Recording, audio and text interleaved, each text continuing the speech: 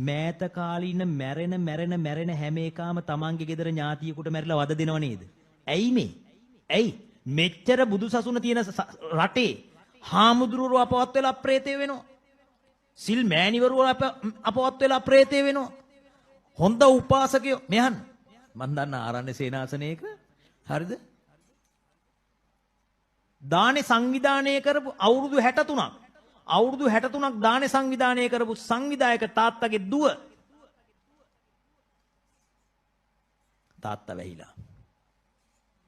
තාත්තා වැහිලා මැරිලා පෙරේත වෙලා තාත්තා වැහිලා. මොකද්ද හේතුව? තාත්තා වයෝවෘද වුණා, අංශභාගේ හැදුනා, ගෙදරට වෙලා හිටියා. බෑනට කිව්වා පුතේ ආරණ්‍යට දානේ අරගෙන ඵලයන්. පුතා ආරණ්‍යට දානේ අරගෙන ගියේ නෑ. ආරණ්‍යේ දානේ නැවැත්තුවා. ගෙදර ළඟ තියෙන පන්සලට දානේ දුන්නා. ඒ කියන්නේ මොකද්ද?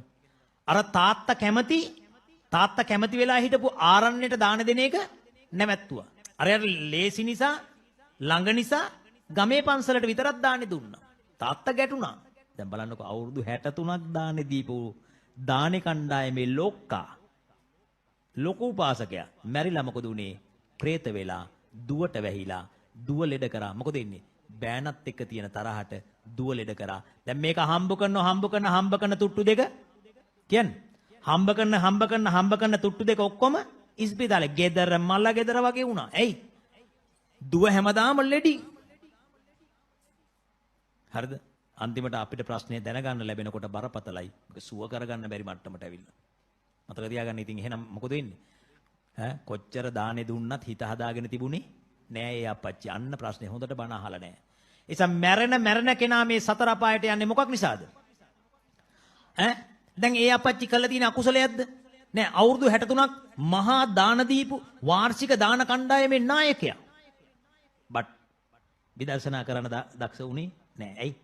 පුරිමා කුසලා ධම්මා ඒකම මතක් වෙලා අකුසලයකට හැරුණා. එහෙනම් ඒක මොකද වෙන්නේ? කුසලය අකුසලයට හැරුණා, උපනිස්සය වුණා. එයා මැරෙනකොට අකුසලයයි මතක් වුනේ. දැන් එහෙනම් මතක තියාගන්න, කුසලයක් කරලත් අකුසලයට හැරුණා නම් අකුසල් කරපු එකාට කවර කතාවද? ඒකයි මං කිව්වේ මොකද්ද? බුදුරජාණන් වහන්සේ කියනවා රාගං ආරබ්බ රාගං uppajjati. තරුණ කාලේ රාගය මතක් වෙලා වයසට ගිහිල්ලා රාගේනෝ. මේ අහන්නකෝ. දවසක් මම බණක් කිව්වට පස්සේ බණ ඉවර වෙලා යනකොට උපාසකම්මල්ලා ඇවිල්ලා වඳිනවනේ. ආව ටීචර් කෙනෙක් අවුරුදු 74යි ටීචර් කෙනෙක්. මේක ළඟට ඇවිල්ලා කියනවා ගෞරවනීය ස්වාමින් වහන්සේ කට්ටියම යනකම් හිටියේ මට ප්‍රශ්න අහන්න බෑ ලැජ්ජයි. මොකද්ද?